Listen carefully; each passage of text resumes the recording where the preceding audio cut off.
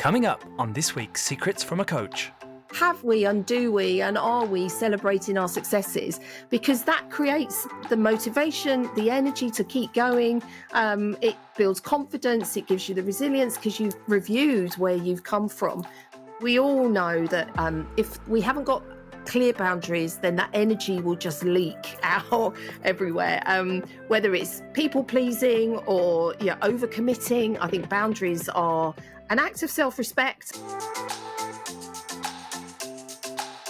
Secrets from a Coach. Thrive and maximise your potential in the evolving workplace. Your weekly podcast with Debbie Green of Wishfish and Laura Thompson-Staveley of Phenomenal Training. Debs. Law, you all right? Yeah, I'm doing really well, thank you. How are you doing? Yeah, I'm all right, thank you. Good week. Lots of stuff happening. Can't believe where we are and, coming to the end of another year. It's like, wow, it's crazy, isn't it? I know. And here's the thing.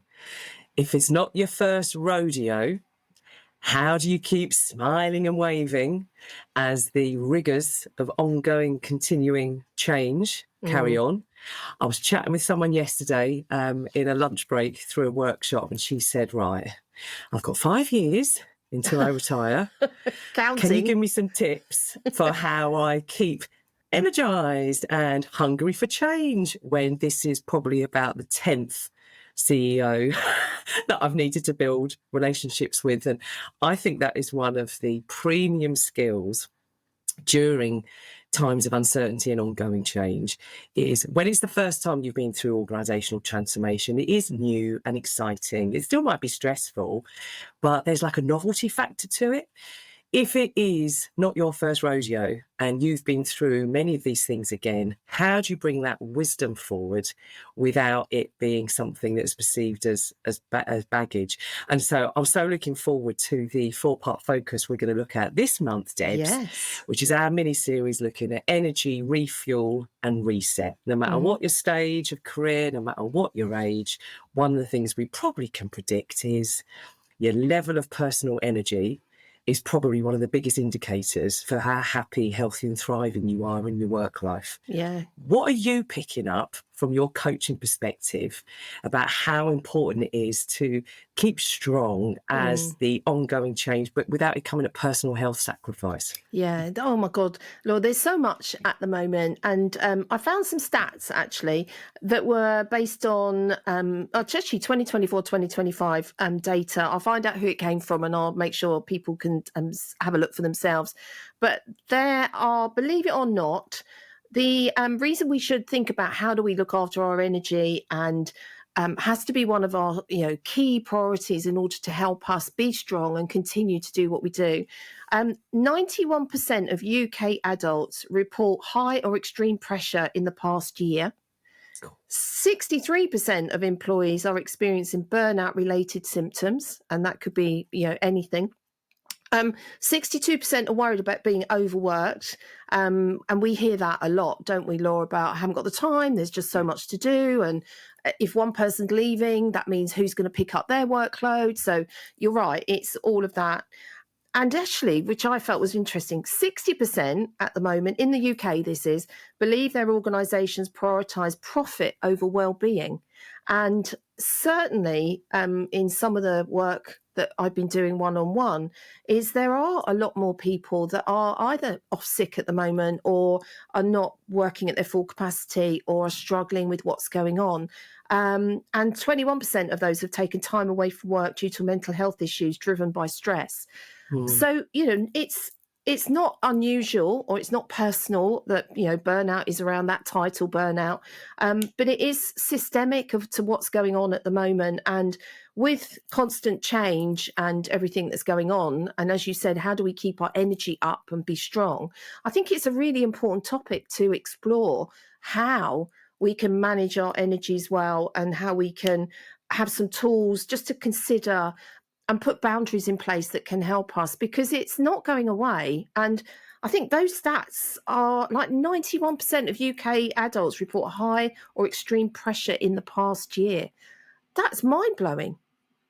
I know, hard. and just bringing in a bit of robot thing here, Oh, Debs. no, not the robots.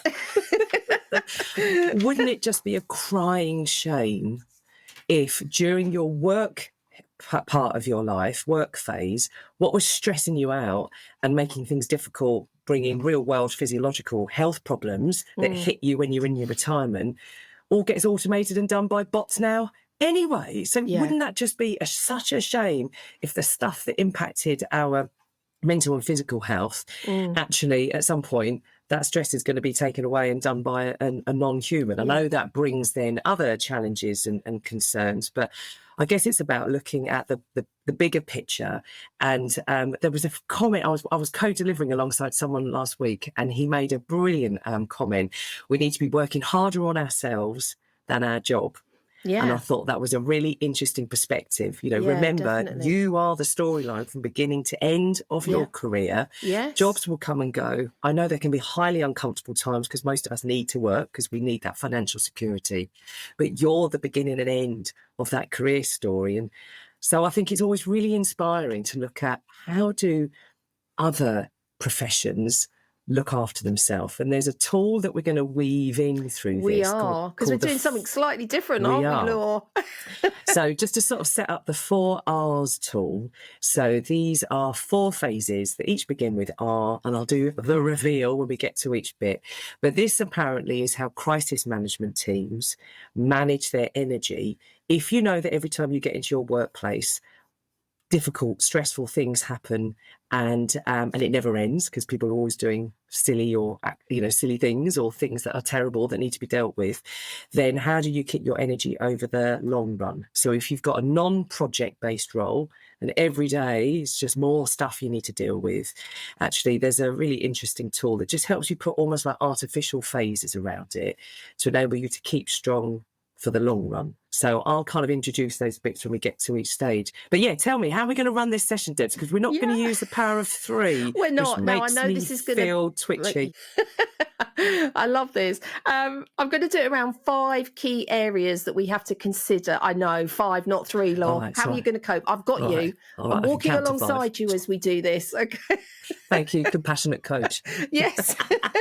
and they're quite, just things for us to consider as we, as we go through this period of our time, because as you say, it's not just going to all come to an end. It will continue, as you said. And as things evolve with the robots and AI, we've got to be continually refocusing, refueling, reimagining how we can do it. So we're going to do some talking topics, as I've called them, Law. So we've got 5 that we're going to explore, short and snappy, and you're going to weave in your tool.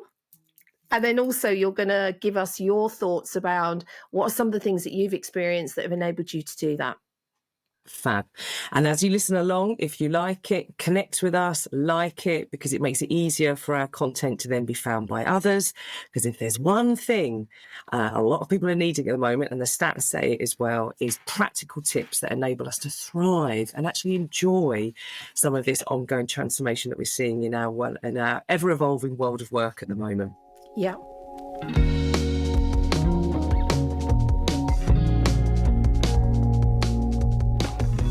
Right, Debs, talk to me. Okay, you're ready. Step 1 of 5. I'm listening. Step 1 of 5. This is about pacing yourself for the long run, which is what we're talking about, because we know that, in order to sustain a performance, to be able to deliver, to be able to do what we need, relies on having like what we call a steady rhythm. That so rather than running and sprinting from one thing to other and crashing, it's actually making sure that we recognise that our energy is quite a finite resource that does require intentional management rather than just constant output. So my question for you, Law, is where in your week are you currently sprinting when a steady pace would serve you better? Oh. Now there's a question, Debs. There is a question. What's your thoughts, Law? Okay, well, the first word that came to mind was lumpy. Oh, lumpy. Tell me more. And I remember having a little sort of moment to myself a couple of years ago. So prompted by the pandemic, Virtual working became much more of a thing than it had been before. And what I remember having this chat with you saying, I think I need my working week to just be a bit less lumpy, because there was a lull on Monday and Friday, because typically we work with people who kind of work office hours. And then your Tuesday, Wednesday, Thursday was like adrenaline fuels. Yeah, that's and then true. sort of Friday was, oh my goodness, actually having some time to breathe. So I think I think I sort of took that on board a little bit and scheduled more things in for Mondays and Fridays. Yeah. So you sprinted through those days as well. But actually, practically, here's how I plan my week now. I first of all plan in geographically where am I going to be? Yeah. And then the next thing is I plan in exercise. Oh, good. So that's really neat. The very next thing, second on my priority list now, after family and friends, etc., is where am I going to put in my exercise? And that for me are my little refuge moments, because I've just accepted I actually thrive through sprinting, but I start to get resentful if it feels like I've got no time I could call my own. Yeah. And actually that's where I've found early morning exercise a way to feel set up. So that's how, at the age I'm at now, because I can feel my knees and my neck getting older. Well, 85, you're looking good on 85 though, Laura. Oh, thanks, Deb. Love a filter. So to answer your question, that's where the sprint and how I sort of ensure that I don't get too resentful with that. Ah, nice. So what you're saying is that you're actually getting ready, where you've identified a task where you can actually actively slow down and either simplify it or sequence it over the weeks, rather, so it's coming. So rather than just go through full out sprint, and then clap. So you're getting ready for your week ahead. And interestingly, for anyone here that's listening that's ever had a sales type of job, it is quite normal practice to have a pipeline. And then you know what's ahead, what might need to be doing now to be proactive. And actually step one of the 4 R's tool is the R word, ready. So scanning the next 3 months, 90 days is quite a convenient one, or whatever time frame feels appropriate for you. What do I need to get ready for? What's my pipeline looking like? So then I can start to get ready for the energy it's going to require, and to start to have a bit of a bigger sort of perspective around it. Because it could be you're in a manic phase at the moment, but actually when you scan the next couple of months, you go, actually, it's a bit easier. So it enables you to tolerate today a bit more, because it's not ongoing. Equally, if you could see, wow, next couple of months are going to be full on, then at least you know what you can be ready for, which then links nicely to the other one. So that's step one. What do I need to get ready for? Okay. So are you ready to hear what step 2 is? Born ready, Debs.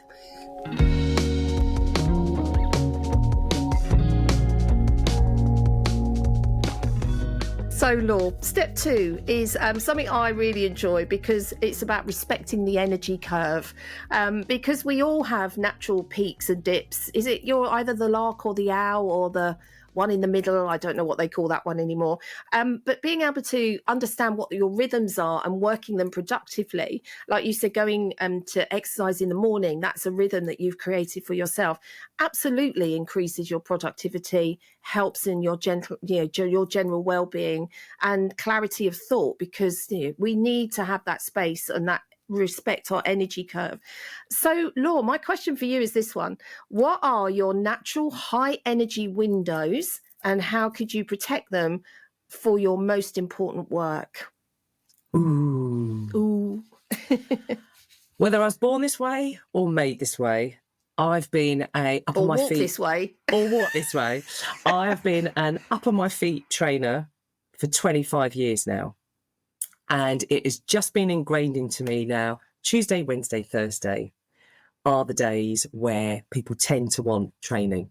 So I have learned that I don't book massive... if I book something, if something happens, like there's a conference or something on a Sunday or Monday, I then know that I need to make sure I have a day where it's not so much up on my feet, because otherwise I'm going to get then a bit tired for the whatever sort of day's coming up next. So I whether I'm made this way, born this way, walk this way, the Tuesday, Wednesday, Thursday are the high energy bits. I also know though that I love to feel like I've got a big vibrant social life.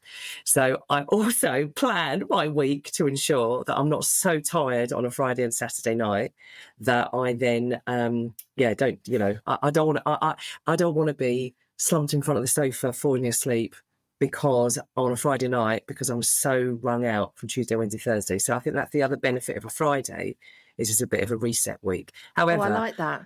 I'm at a reset day, but I feel, even say this out loud, that is the benefit of self-employment and working for yourself.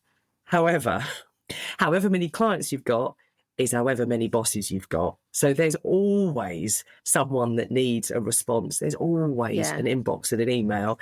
It's there's an illusion of free will when you're self-employed that enables you to sort of make those choices intentionally. Oh, I love that. So I suppose what you're actually doing is creating, I suppose, an uninterrupted period or focus period during that week where you are able to respond in the right way to be able to still be productive and still manage your energy. Yeah, absolutely. So where step 1 of the 4 R's was ready. So let me scan and plan what is ahead of me on the radar for the next couple of months. The second stage is respond. So what are the energy demands that are going to be put upon me, and where are the bits that are really important for me to have high energy? Therefore, what might I need to decline or accept in order to be set up for success, so it doesn't all end up in some kind of meltdown where you've kind of overcommitted. So that's the second stage, is respond stage. What is it going to be demanded of me? I like that. And if you form like a team, and that's the thing, Debs. This works brilliantly as a way to think about a team, refuel and reset. So as a team, what do we need to be ready for? And as a team, what's going to be the demand that we're going to be needing to respond to? Yeah. I love that. So if you've resonated with what Laura's just said there, whether you're individual or a team, then my call to action on this one is block 1 uninterrupted focus this week, where you have to treat it as a non-negotiable, which is really, really important. So thanks, Laura. So you ready for the next one? This is number 3. This is where you love to live. Are you ready? Bring it on, Debs. So, Laura, number 3 is about micro-refuels create macro results. So it's all about how well we recover. Say that again, Debs. Loving that phrase. I love micro-refuels create macro results. And this is all about those short, intentional moments of recovery and connection and movement or joy that compound into giving you that energy back. Because recovery is a super, super bit around how do we have a good plan to be able to perform well. It's not a luxury. So my question, Laura, is this one. What is your simplest refuel activity you can add into your daily routine that boosts your mood and energy for at least 2 minutes or longer? Oh. Be careful how you answer this one, Laura, because there are people listening. Obviously trying to maintain a good personal brand here now, but can I say a jigsaw? Is that all right? Nothing wrong with a jigsaw, Laura.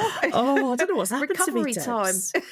Honestly, a bit of cheeky jigsawing while I'm waiting for the kettle to boil in between like virtual meetings or sessions or something. If I'm working from home, and again, viewing it as lucky to work from home rather than resentful to work from home. Yeah. To then be able to put in these little 2-minute kind of recovery spots. And so there's a couple of times where if I know I'm starting to feel a bit hunched over and a bit resentful and a bit manic, then I'll think, right, while I'm waiting for the kettle to boil, I know it's going to give me 2 minutes. Yeah. I'm not going to sort the washing out. I'm not going to write a book or whatever ridiculous idea I've got in my mind as to what I can achieve or check emails. Yeah. It's the equivalent of your croissant, Debs. I'm just going to get that jigsaw down from the top of the fridge and treat myself to Love it. a bit of and because it feels so ridiculous, it makes me smile, and then and then I feel a little bit sort of brighter. But I think that's one of the things that I've discovered as I've got older, Debs. It's all right. It's all right to be a bit of a geek. Yeah, it's absolutely. okay to say, actually, it's not all champagne and cocktails and networking events. No. There's also quiet moments where you just pop on an Audible, listen to some Norwegian thriller. Yes. Listen And to a just do cheeky it. Linda LaPlante and hear about bodies being found in cellars. Like, if that just gives you a bit of a refuge point, then you do you, and it'll be different for different people. Absolutely. I love that. And I suppose just on that, I suppose mine is that just sitting quietly with me croissant and me coffee and just watching people. I love people watching. So I suppose the call to action, if you are thinking about what could you do, listeners, in order to get your, if you like, refuels, think about how you can schedule in at least 3 of these into your week. So whether it's going out for fresh air, whether it's doing a jigsaw like Law, whether it's stretching, laughter, music, whatever it can be for you, get something, 2 minutes of just, as you said, enabling you to recover and to recover well. So that was number 3, Law. Love it. And Debs, that fits beautifully in with the third of the 4 R's. So step number 1 is, what do we need to get ready for? Scan and plan. Yeah. Step number 2, what do I or we need to respond to? So you've got an aware of the demands that are going to be made. And then step 3, you can make sensible, proactive decisions around how can I plan in recovery moments. Yes. So you're there guilt-free, because you know that you've got perspective. Actually, it's going to be a full-on month ahead. So it's okay to take that hour or take that 5 minutes. And Debs, I've just had a little idea, right? You know, we love a bit of quirky merch. Yes. So where we've got our Secrets from a Coach tea towel. We have got our Secrets from a Coach tea towel, yes. Debs, we've got to get ourselves a Secrets from a Coach jigsaw. Oh. What, have you and me, Law, smiling? Yeah. And what about if one of the corners, Debs, we got one of your SAS men that you like? Oh. We could build him, Foxy, from the ground up. God, yeah. We'll have a fox. We'll have some meditation moment for your coaching bit, Debs. Yeah. Oh, that's perfect. Daniel Craig, because we could have Han Solo, because of course we did that link to Star Wars. Yes, we did. Star Wars. Yeah. Oh my God, I love it. Right, you're on that. Right, we'll sort that out. Right. So basically what we're doing is we're doing a calendar of hot men that we like, but we're dressing it up as a wellness merch. Wellness merch that'll get you thinking. It'll give you time to recover. You know. There's your 2 minutes of relaxation, private time, Debs. So on that note, Law, should we have a look at number 4? Bring it on, Debs.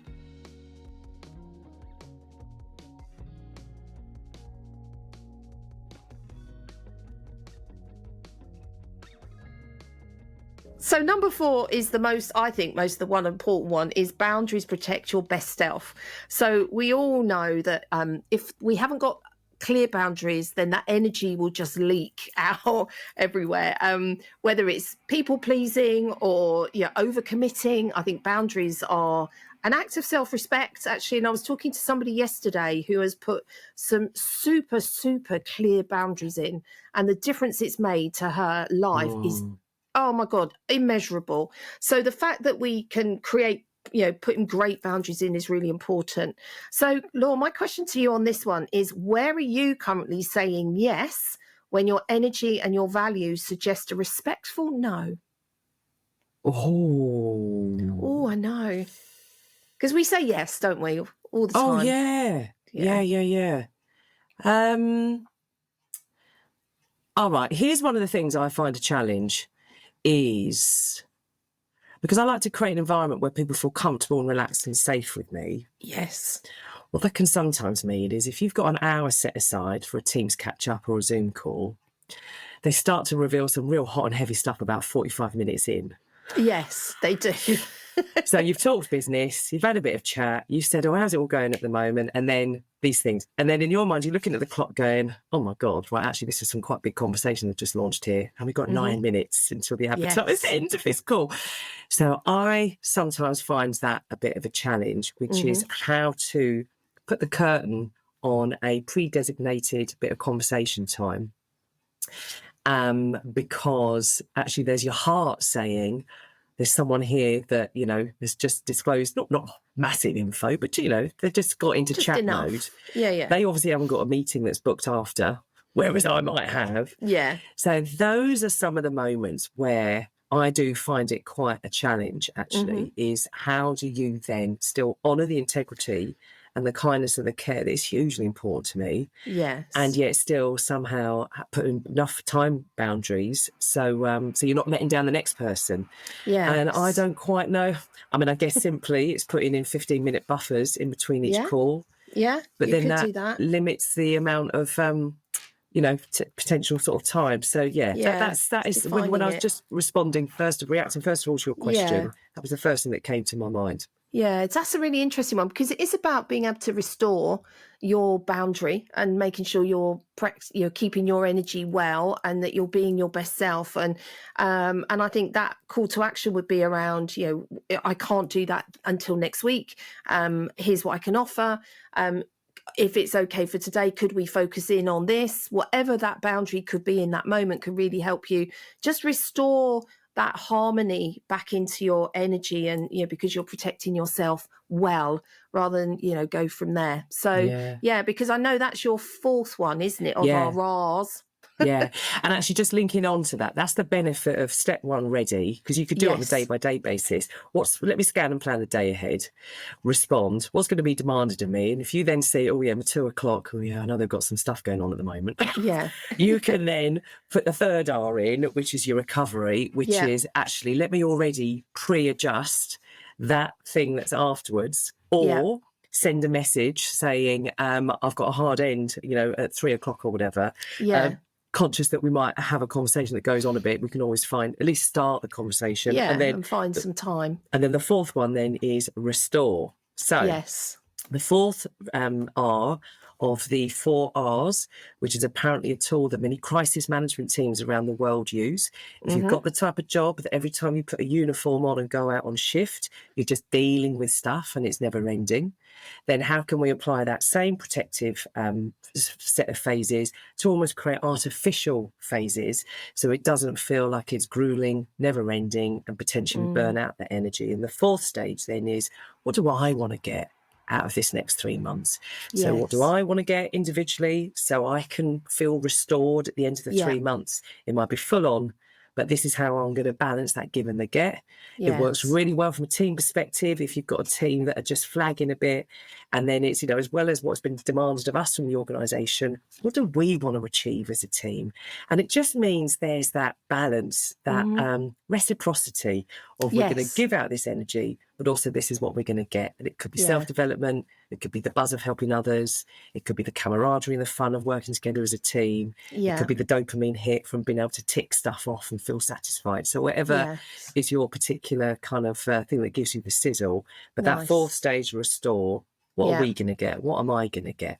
Yeah, lovely. I love that. So I'm going to add the fifth one in, Law, which actually, as you've been talking through the 4 Rs, maybe we should add a fifth R anyway, about review.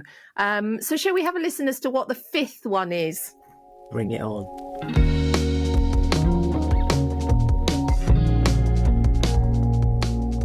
So, Law, the fifth one is celebrate progress to create the power. Because we're... Say that again, Debs. Celebrate progress to create the power.